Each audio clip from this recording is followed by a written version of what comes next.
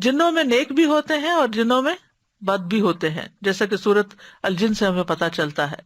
شیطان انسانی شکل میں بھی آتے ہیں، جیسے حضرت ابو ہریرہ والی حدیث سے پتہ چلتا ہے کہ جب وہ صدقہ فطر پر نگران بنائے گئے تھے اور شیطان وہاں سے چوری کر رہا تھا، تو بہرحال حضرت ابو ہریرہ نے کہا کہ میں تمہیں نبی صلی اللہ علیہ وسلم کے پاس لے جاؤں گا۔ 3 دن تک وہ ایسے ہی کہتے رہے، تو تیسرے دن وہ بہت منت کرنے لگا اور کہا کہ میں تمہیں ایک ایسی بات بتاتا ہوں کہ جس سے تمہیں فائدہ ہوگا تو تم مجھے چھوڑ دو۔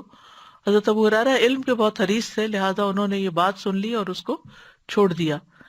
اور اس نے کیا بتائی بات کہ جب بستر پر لیٹو تو آیت الکرسی شروع سے آخر تک پڑھ لیا کرو، اللہ کی طرف سے تم پر ایک نگران مقرر رہے گا اور صبح تک شیطان تمہارے قریب بھی نہیں آ سکے گا۔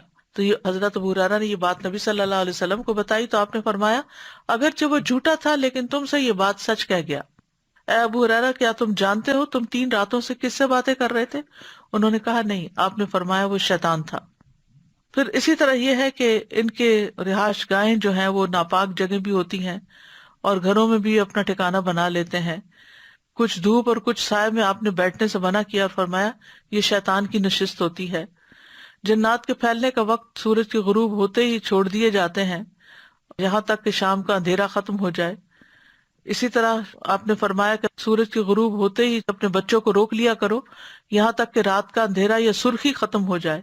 یہ وہ گھڑی ہے جس وقت شیاطین اڑتے پھرتے ہیں، ان کے پر بھی ہوتے ہیں نا، یعنی مراد یہ کہ ان کو اڑنا بھی آتا ہے، اسی لیے آسمانوں کی طرف جاتے ہیں۔